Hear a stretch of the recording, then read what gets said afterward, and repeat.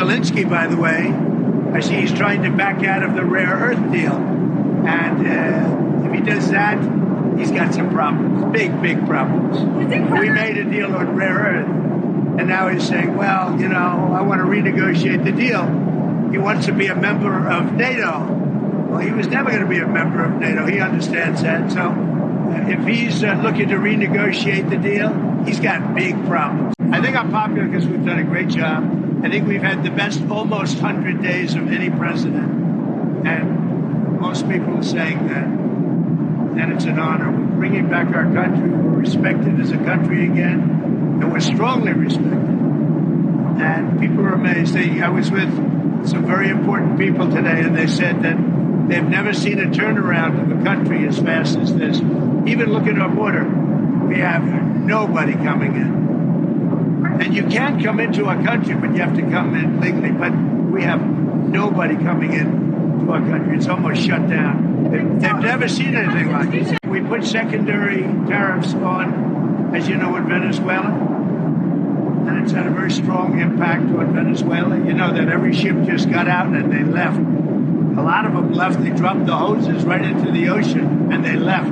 They didn't want to be there for a minute because they didn't want those tariffs to catch on, or they didn't want me to see them there. So the Venezuela secondary tariffs, all secondary tariffs are very strong because essentially it says if you disobey our orders, you cannot do business in the United States of America. And that's the cash cow. Will that apply to Chinese companies buying Russian oil as well, if you plan to go ahead with those? So if, in the case of Venezuela, as you know, China pulled up anchor and left. They were there. They had two ships there, and they left.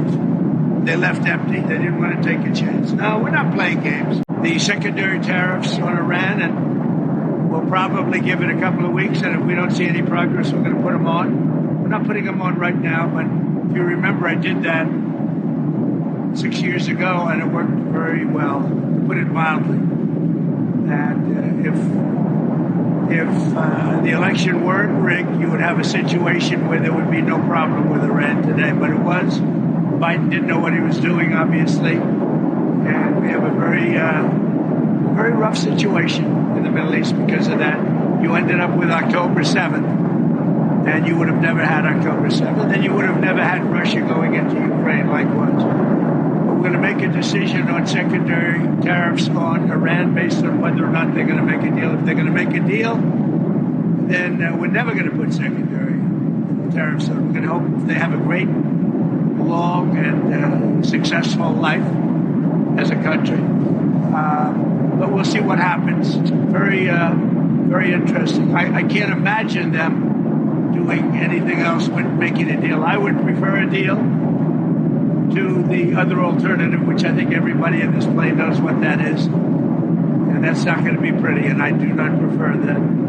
So the tariffs will be far more generous than those countries were to us, meaning they will be kinder than those countries were to the United States of America over the decades. They ripped us off like no country's ever been ripped off in history. And we're going to be much nicer than they were to us, but it's substantial money for the country, nevertheless.